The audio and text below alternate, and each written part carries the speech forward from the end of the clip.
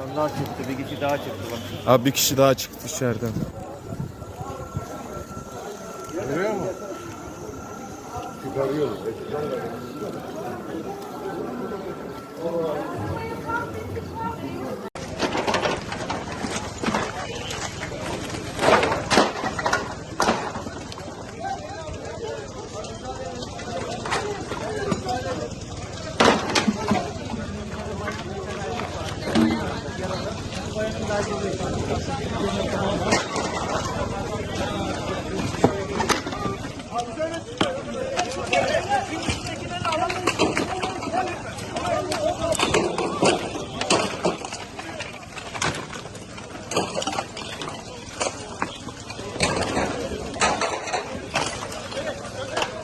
Orada takoz var. Abi bir tane abiye daha bekliyor.